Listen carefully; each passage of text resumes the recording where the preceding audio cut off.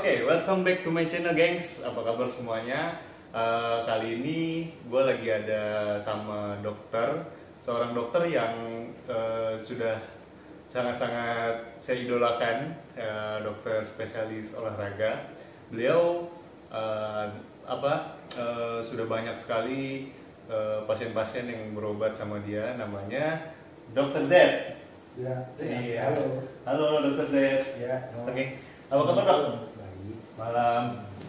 Gini, jadi aku tuh sudah planning nih dok, planning ke depan itu akan merit.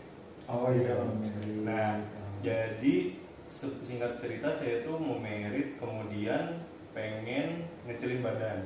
sebelum menikah. Betul. Gitu. Sebelum nikah saya ingin Jadi biar pada nikah badannya pas gitu. betul. Ya. Jadi kemarin sempet ini dok, apa sih namanya itu untuk nyoba-nyoba baju, pakaian, celana kayak gitu. Nah, pas nyobain celana itu, celananya XL dan saya kaget gitu. Padahal sebelumnya saya paling mentok tuh hanya L gitu. Bahkan sebelumnya pernah M. Nah, Sekarang udah XL ya. iya sekarang sudah XL, itu sangat-sangat mengecewakan sekali gitu. Aduh, iya karena semuanya jadi besar. Mengecewakan itu memalukan. Memalukan juga sama sih sebenarnya ya kan.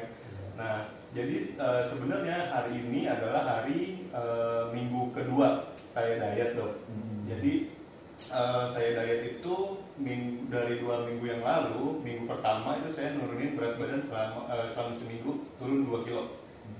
Nah, itu sangat-sangat bahagia dok. Tapi mungkin menurut orang itu 2 kilo masih kurang gitu ya dok ya. Cuman kalau menurut saya pribadi, bagi saya sih itu udah lumayan gitu ya.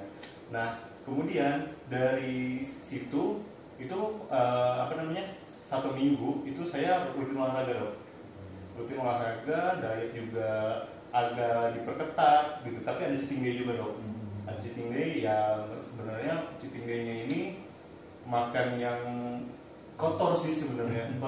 Kotor maksudnya adalah makanan minyak gitu, goreng-gorengan, terus pizza, ya kan, yang kalorinya atau mungkin Bukan cheating day lagi. bukan sendiri namanya, Makanan besar. makanan besar.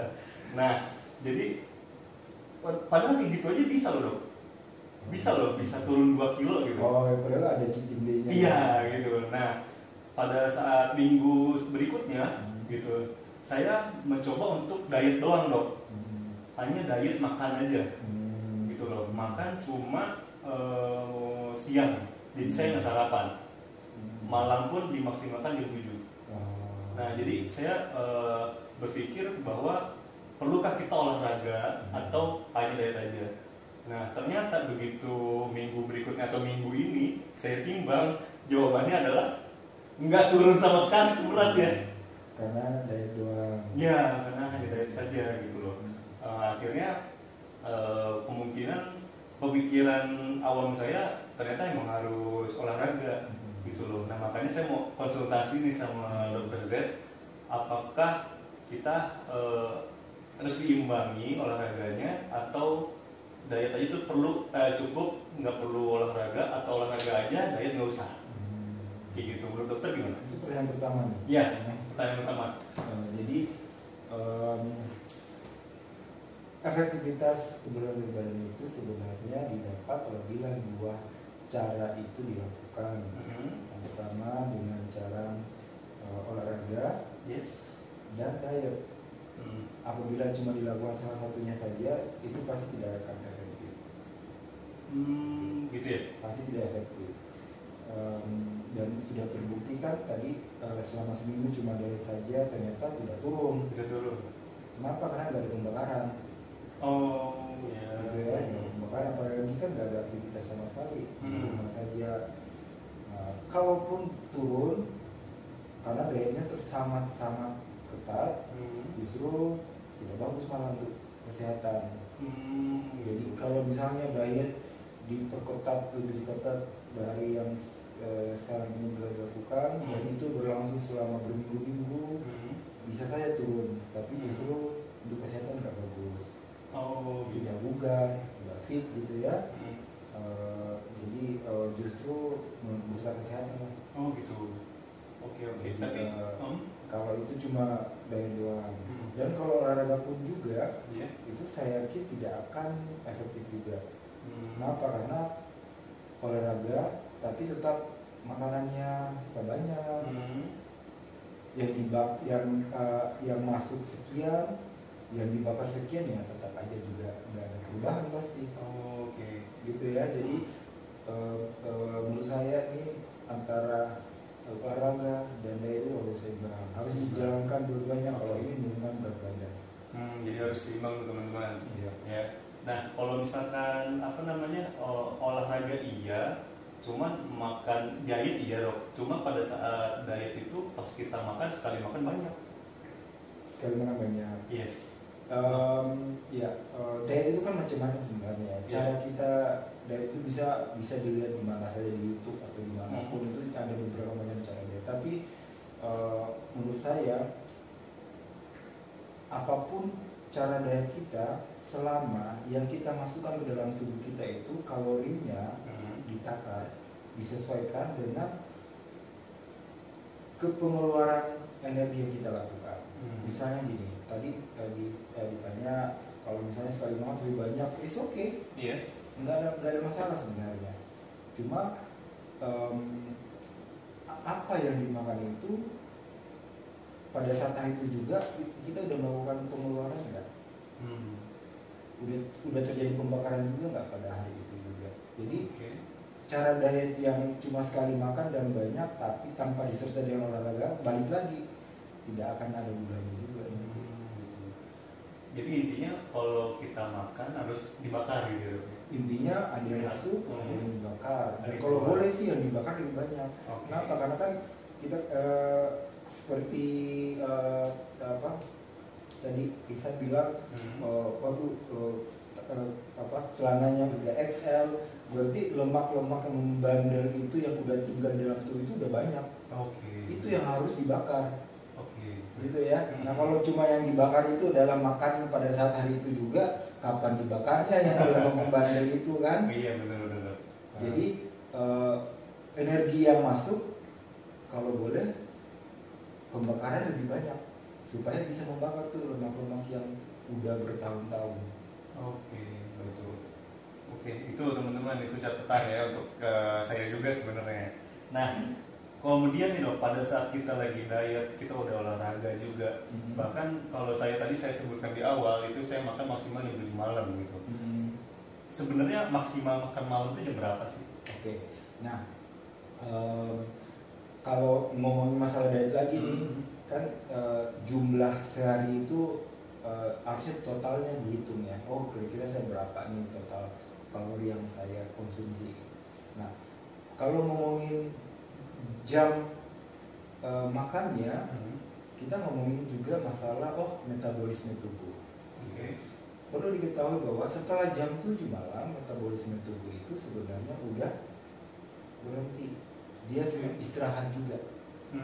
Gitu ya. Jadi seharusnya jangan makan setelah jam 7 karena metabolisme itu berhenti. Pembakaran dalam tubuh kita sendiri itu terjadi pembakaran sendirinya ya, itu akan berhenti. Nah cuma dok, jadi kalau mau diet, ini yang mau diet, yang maksudnya dalam arti menurunkan berat badan ya. Kalau menurunkan berat badan sebaiknya makan sebelum jam 7. Nah itulah teman-teman, catat juga tuh. Ini sebenarnya pertanyaan yang menurut orang awam simple gitu ya dok ya. Dan pertanyaan itu selalu kita tanyakan, cuman bingung nih nanya sama siapa. Nah kebetulan ada Dr. Z ini yang bisa bantu kita untuk memberikan jawaban gitu. Nah cuman pada saat kita termasuk tadi dok, kita kan maksimal jam 7 ya. Kadang-kadang kan saya begadang juga nih, main PUBG, main game gitu kan, atau mungkin pada saat malam-malam itu nggak bisa tidur karena lapar gitu. Makan malam apa dok yang boleh? Makan malam itu bukan makan malam berarti ya. Kan kalau udah makan malam kan ya yang tadi itu kan sebelum jam 7. Nah kalau setelah itu berarti dalam bentuk kudapan berarti. Jangan sekali-kali mengkonsumsi bentuk makanan berat di malam hari sebenarnya, apalagi tengah malam, ya. Nah kalau dalam kondisi mau diet, diperhatikan baik-baik. Pada malam hari konsumsilah, kalau pengen makan nih lapar gitu ya. Lapar sekali kadang pernah gitu. Selalu disiapkan makanan yang mengandung serat saja, entah itu buah atau sayur-sayuran. Itu saja sih yang bisa dilakukan. Oke, buah yang boleh apa dok? Durian gitu. Durian boleh. Durian kan banyak durian malam hari ya. Iya. Gini, kan kalau kita makan durian kan pasti laparnya nggak ini ya. Nggak hilang ya? Nggak hilang. Oke. Karena harus banyak makan durian baru dia. dua yang bulat dulu ya baru. Dua sederhana aja sih. Apel mungkin yang gampang didapat. Kalau durian kan susah ya dapatnya. Iya. Harus kemana dulu, harus nunggu musim dulu kan. Buah jeruk misalnya, buah apel, buah pisang. Kalaupun ada misalnya di rumah siapin semangka atau melon, boleh. Walaupun intinya adalah mereka mengandung karbo, dalam hal ini glukosa lebih rendah. Gitu. Okay. Jadi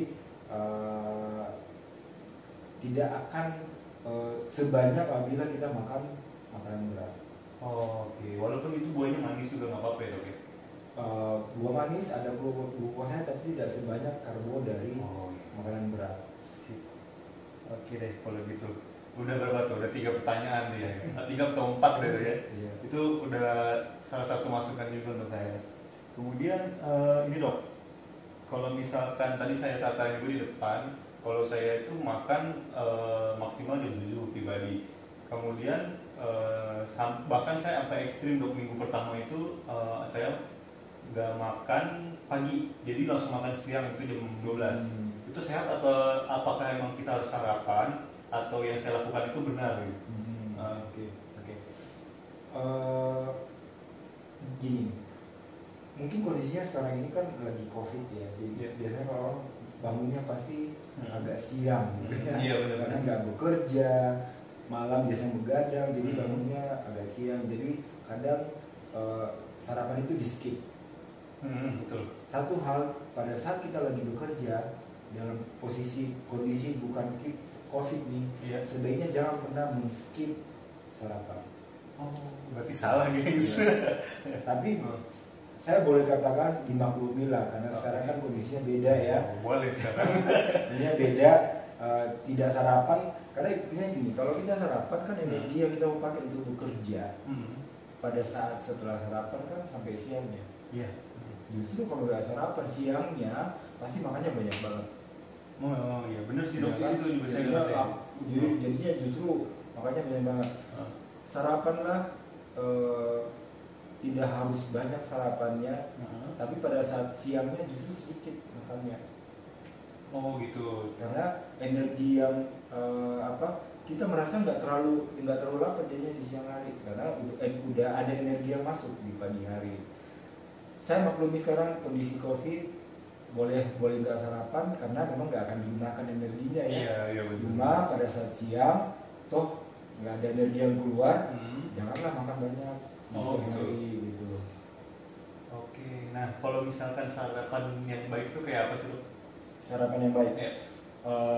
Gini, sarapan itu sama sih sebenarnya dengan makanan di siang hari, memenuhi seluruh kebutuhan gizi. Apakah harus buah? Kita buah boleh, nggak ada masalah makan buah di pagi hari, nggak ada masalah sebenarnya. Cuma seperti yang bilang tadi, tergantung kebutuhan karena kan pada saat setelah sarapan kan kita akan gunakan untuk bekerja, aktivitas ya. Iya, aktivitas. Yang apa yang kita butuhkan itu ya kalau boleh sih semua kebutuhan energi saat makanan itu terpenuhi di pagi hari. Sama seperti makan siang sebenarnya. Tapi satu hal lagi, kalau memang mau diet lebih baik perbanyak makan buah di pagi hari. Oh itu salah satu kunci ya? Perbanyak makan buah di pagi hari. Oh gitu. Apalagi sekarang lagi nggak banyak energi kan, Iya. mau apa kerja dari rumah, iya, aktivitas di rumah, ngapain sarapan yang porsi biasa gitu, buah cukup ya. Berarti siapin buah di rumah gitu. Oh, berarti siapin rumah di buah, rumah di buah di rumah. Nah, tapi kan masalah COVID nih dok yang tadi disebutin. Nah kan kita kalau beli buah harus keluar apa yang harus kita lakukan untuk protek COVID tadi dok? Ya kan sebenarnya sih kalau kita nggak keluar kita nggak makan juga kan. Iya sih ya. Jadi maksudnya pada saat keluar belanja diperbanyaklah beli buah sama sayuran. Oh gitu ya. Tapi saya rasa sih satu hal yang kurang juga sih yang masyarakat teman-teman ini ya yang kurang paham bahwa sebenarnya sih yang berserat itu kan bukan dari buah saja, kan dari sayuran juga. Oh iya, sayuran juga. Berbagai macam jenis sayuran kan kita kaya banget dengan berbagai jenis sayuran. Itu aja yang banyak dikonsumsi juga. Oke. Sebenarnya ya. Oke dok. Nah kalau misalkan saya ini olahraga kan selama COVID ini di rumah dok. Ya, di rumah hanya kardio, terus angkat barbel. Kardionya gitu. Kardionya bentuk freestyle glider gitu dok, kayak lari, cuman kalau lari kan di treadmill ya. Iya. Kalau ini hanya gini ayun-ayun gitu, cuman agak cepat. Kemudian itu memang ada alatnya. Gitu. Ada alatnya di rumah. Kemudian barbel, dumbbell yang 4 kilo. Sebaiknya itu berapa lama sih dok kalau cuma main kayak gitu olahraganya? Nah, mungkin olahraga untuk orang yang diet sama orang yang pengen bugar saja agak beda jadinya ya. Oh gitu ya, beda ya. Karena kalau orang yang mau bugar saja cukup 30 menit sehari. 30 menit sehari? Iya. Sekali olahraga, entah itu ada kardionya, latihan kardio itu kan dalam bentuk endurance ya, seperti kayak berlari, bersepeda gitu ya, terus berenang juga dia termasuk kardio, atau senam itu kardio. Dan latihan beban, latihan penguatan itu dumbbell, barbel misalnya, latihan calisthenics gitu ya, itu termasuk latihan beban. Nah kalau hanya sekedar untuk meningkatkan kebugaran, mempertahankan kebugaran, 30 menit sehari 3 kali seminggu. 3 kali seminggu? Ya. 3 kali seminggu itu harus betul-betul atau selang-sering? Tidak pengaruh. Tidak pengaruh. Itu untuk meningkatkan kebugaran saja ya. Oh, meningkatkan kebugaran. Tapi kalau kita mau menurunkan berat badan tentunya itu nggak cukup. Oh, nggak cukup teman-teman. Nggak cukup tentunya karena seperti yang saya bilang tadi, kalau hanya sekedar meningkatkan kebugaran, energi yang keluar kan tentunya nggak akan sebanyak apabila kita melakukannya untuk diet. Tadi awalnya saya bilang mengatakan bahwa energi yang masuk sebaiknya lebih sedikit dengan yang keluar, energi yang kita bakar. Ya, betul. Energi yang kita bakar itu saya rasa 30 menit nggak cukup, 1 jam harusnya, minimal 1 jam. Itu kardionya ya, kardionya. Nah kardio itu tidak cuma sekedar berlari saja, jogging, sepeda, berenang, tapi kan ada yang namanya high intensity interval training, ada yang namanya cross training. Coba dia dilihat di YouTube, di Google ya. Ada yang namanya high intensity interval training, ada yang namanya cross training. Silakan dilakukan deh di rumah. Karena itu nggak harus kemana, nggak harus keluar untuk melakukan olahraga itu. Dan itu saya rasa itu cukup apabila kalian lakukan 30 menit atau 1 jam dalam sehari, tiap hari dilakukan, saya rasa program diet kalian pasti berhasil. Oh itu tuh, ingat tuh teman-teman. Nah satu lagi nih dok, ini pertanyaan yang banyak orang tanya juga nih dok, kayak termasuk yang gemuk, bahkan dia mikir juga nih, karena yang kita lihat nih ada anak yang di daerah itu kan yang besar sekali dok, dia masih muda, dia gemuk, gendut gitu ya.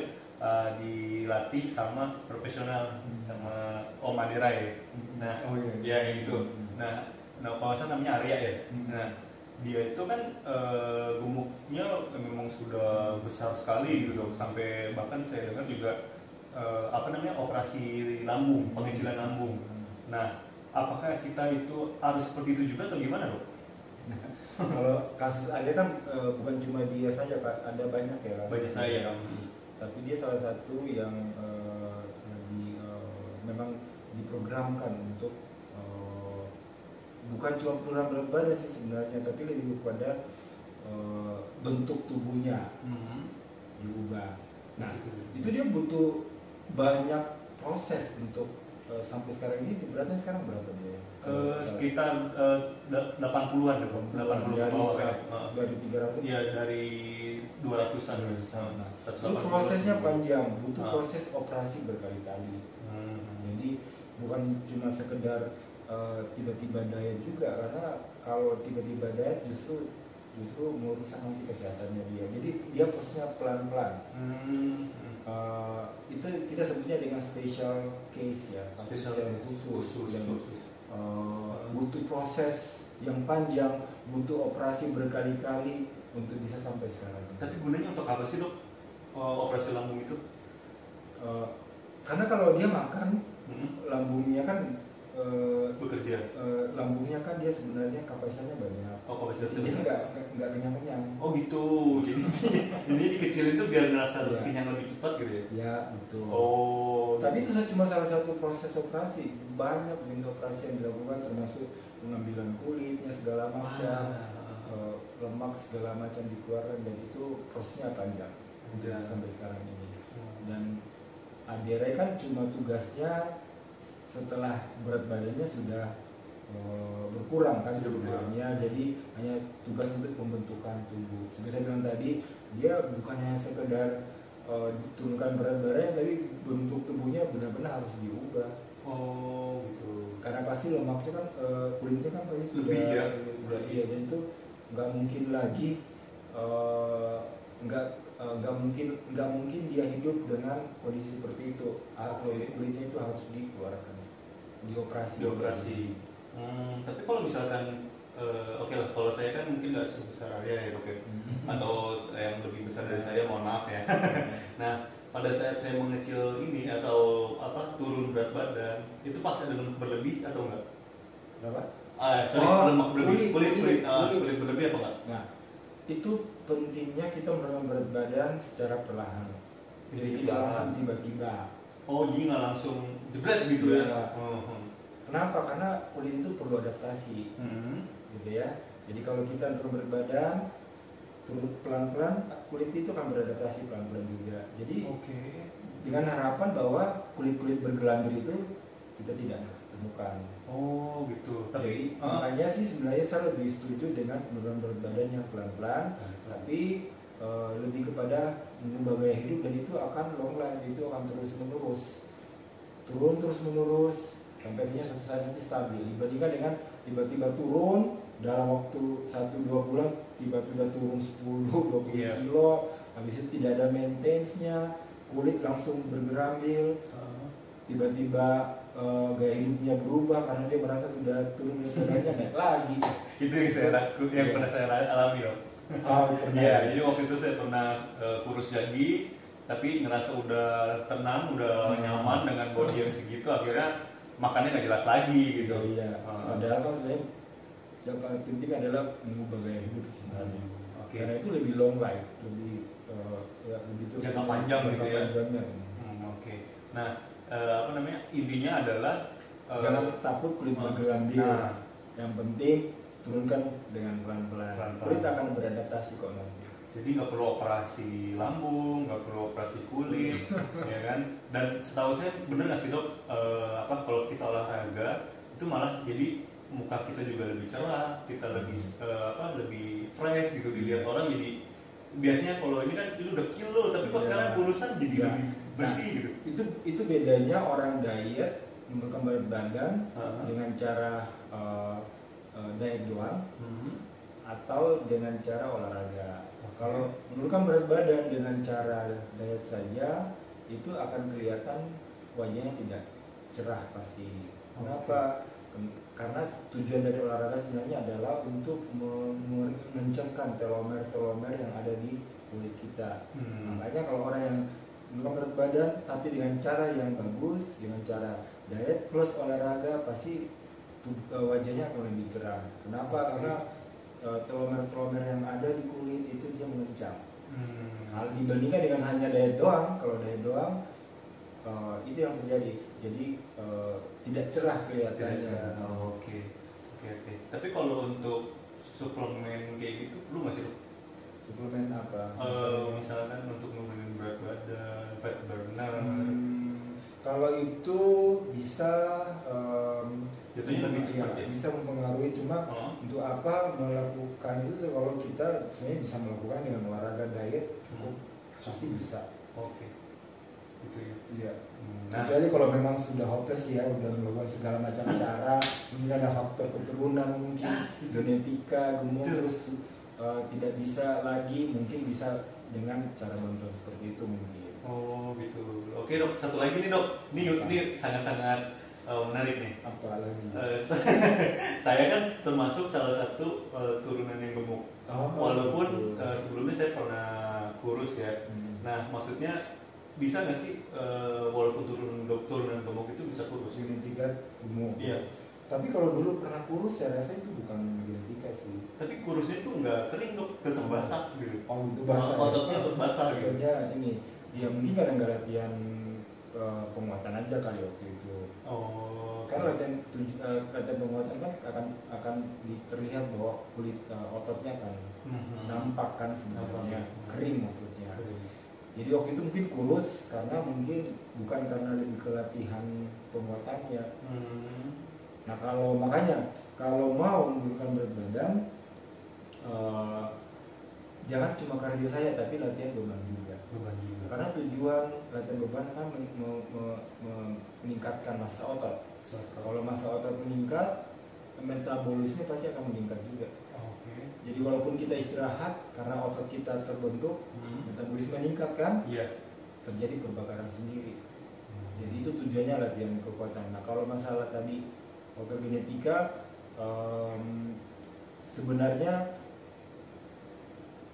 memang ada orang tertentu yang susah banget menurunkan berat badan karena faktor genetika. Tapi selama melakukan gaya hidup yang sesuai, yang baik dengan olahraga, dengan diet, saya rasa karena terjadi pembakaran terus, suatu saat nanti akan bisa kurus ya.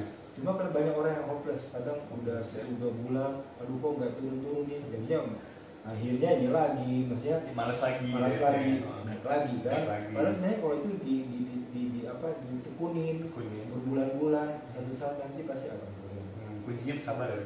Betul, kuncinya sabar.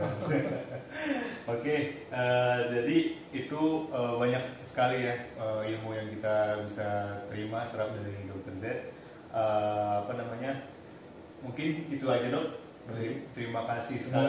Semoga berguna. Amin. Bagi pendengar semua, penonton semua ya. Iya, penonton. Pendengar kan radio ya. Radio. Nah, jadi itulah bincang-bincang saya dengan Dr. Z. Kalau misalkan teman-teman ada yang mau nanya, mungkin bisa langsung follow IG-nya dok ya. Oh boleh. Follow IG-nya Dr. Z, nanti saya akan kasih kalau ada yang nanya. Kalau nggak ada yang nanya ya jangan. Tapi kolom komentar di bawah apa aja yang mau ditanyain, nanti kita pecahkan bareng-bareng sama-sama. Oke, itu aja dok. Baik. Terima kasih banyak Dr. Z. Kita tinggal salaman. Iya. Lagi COVID ini juga dibatasin kalau saya di bawah, karena saya lebih sering di bawah. Oke. Terima kasih teman-teman yang udah nonton. Bye-bye.